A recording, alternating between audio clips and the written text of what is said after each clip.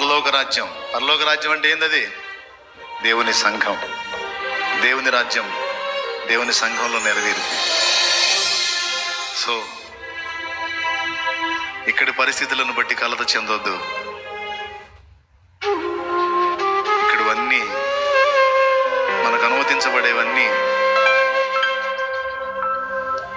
ఆయనకి తెలిసే వస్తున్నాయి.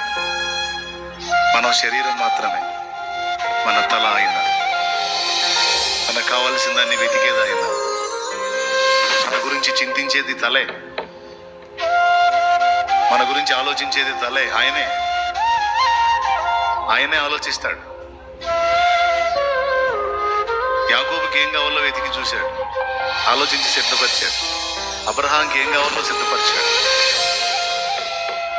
ఇస్సాకుకి జల్లగల ఊటలున్న బావిలు దొరికితే దుర్మార్గులు వాటిని మూసేస్తే మళ్ళీ ఎక్కడ తవ్వితే అక్కడ నీళ్ళు వచ్చేటట్టు చేసి తన దాసుని నూరంతల పంట పండేటట్టు చేశాడు.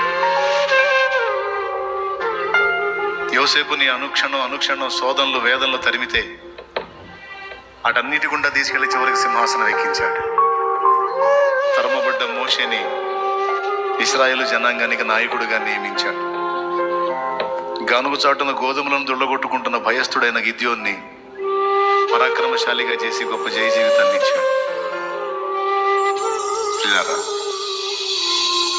మన గురించి ఆలోచిస్తాడండి దేవుడు.